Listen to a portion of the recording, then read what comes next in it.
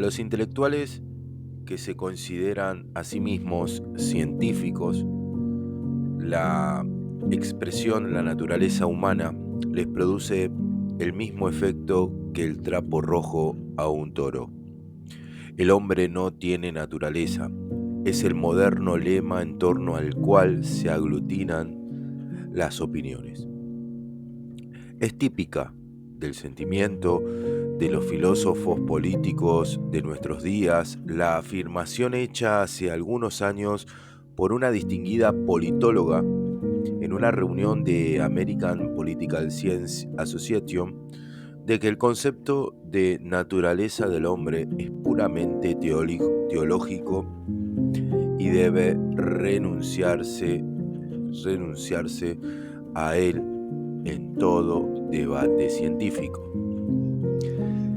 En la disputa sobre la naturaleza humana y sobre el concepto aún más amplio y más controvertido de ley natural, ambos bandos han proclamado repetidas veces que la ley natural y la teología están inexplicablemente entrelazadas.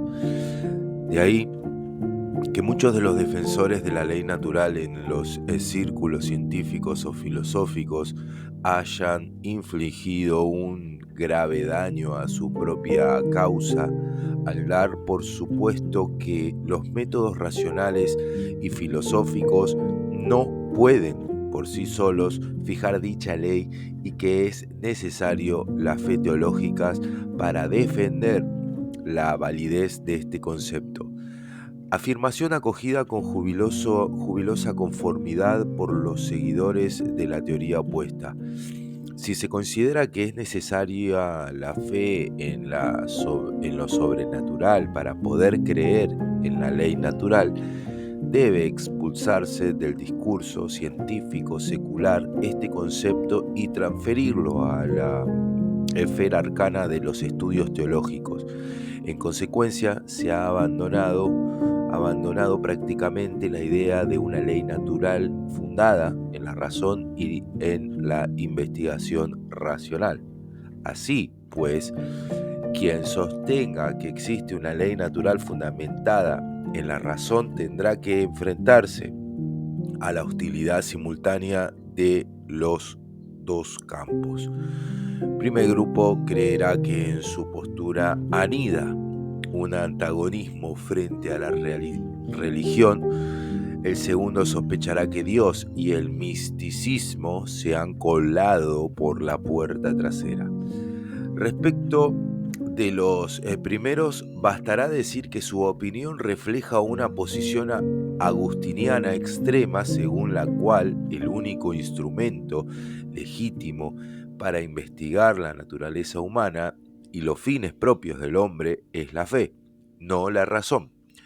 Dicho en breves palabras, en esta tradición fideísta, la filosofía que queda totalmente desplazada por la teología, la tradición tomista ha defendido exactamente lo contrario.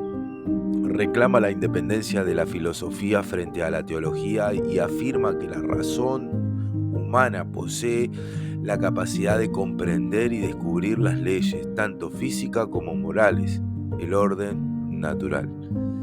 Si la creencia en la existencia de un orden sistemático de leyes naturales puesto al alcance de la razón humana es per se antirreligiosa, entonces fueron antirreligiosos Santo Tomás de Aquino, la escolástica tardía y el devoto jurista protestante Hugo Grocio. La afirmación de que existe un orden de la ley natural deja en definitiva abierto el problema de si ha sido o no Dios quien lo ha creado. Y la declaración de que la razón humana tiene capacidad para descubrir el orden natural deja asimismo abierto el problema de si ha sido o no Dios quien ha concebido al hombre esta facultad.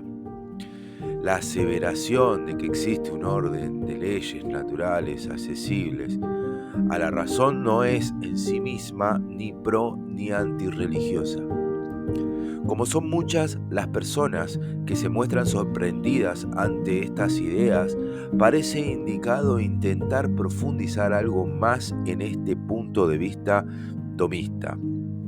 La afirmación de la absoluta independencia entre el tema de la existencia de la ley natural y el de la existencia de Dios había sido sustentada por Tomás de Aquino de una manera más implícita que explícita, pero, al igual que otras muchas implicaciones del tomismo, fue desarrollada por Suárez y otros brillantes escolásticos españoles de fines del siglo XVI. El jesuita Suárez subraya que eran numerosos los escolásticos que opinaban que la ley moral natural, la ley que dicta lo que es bueno y lo que es malo para el hombre, no depende de la voluntad de Dios. De hecho, algunos de ellos llegaron a afirmar que, incluso en el caso de que Dios no existiera o no hiciera uso de su razón o no juzgara la rectitud de las cosas, si hay en el hombre un dictado de la recta razón que le guía, tendría la misma naturaleza de ley que tiene ahora.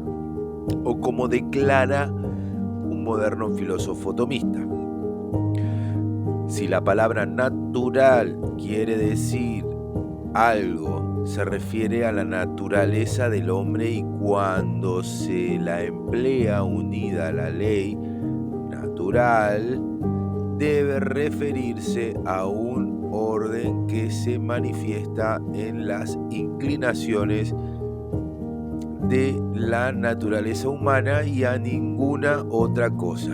Por tanto, considerado en sí mismo, no hay nada religioso o teológico en la ley natural del Akinate.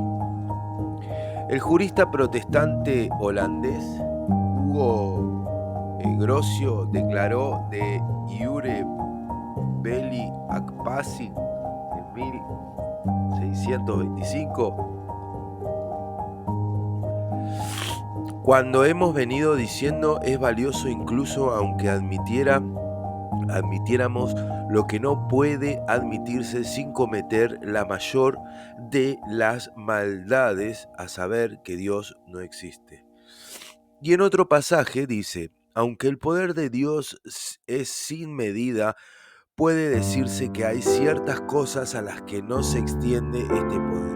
Del mismo modo que Dios no puede hacer que 2 por 2 no sea 4, tampoco puede hacer que lo intrínsecamente malo no sea malo.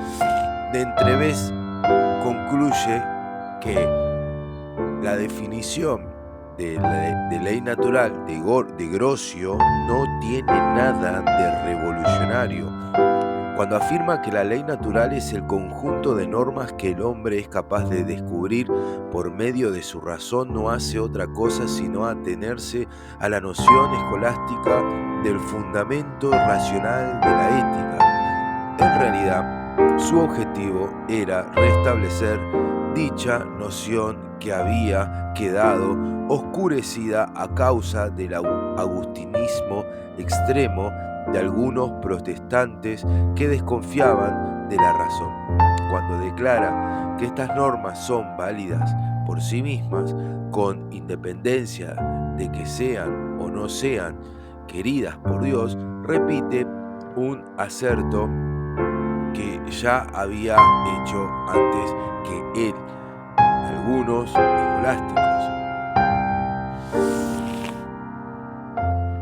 Grocio se proponía, según de entrevés,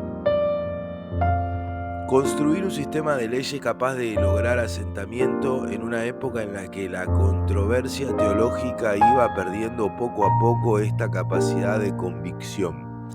Él y sus sucesores, Pufendorf, Burlamaqui y Vattel, acometieron la tarea de elaborar un conjunto independiente de leyes naturales en un concepto puramente secular y de acuerdo con sus particulares intereses, que no eran, contrariamente a los de los escolásticos, primordialmente teológicos. En realidad, los racionalistas del siglo XVIII, aunque declarados enemigos de los escolásticos en numerosas cuestiones, estaban profundamente influidos en todo aquello que su racionalismo tenía de legítimo por la tradición escolástica. Pero no debe interpretarse erróneamente esta afirmación. En la tradición tomista son leyes naturales tanto la física como las éticas, y el instrumento con que el hombre descubre estas leyes es la razón, no la fe, ni la intuición, ni la gracia, la revelación o cosas parecidas. En la atmósfera contemporánea de estricta dicotomía entre ley natural y razón, especialmente entre las personas de mentalidad conservadora dominadas por sentimientos irracionalistas. Nunca se insistirá demasiado en este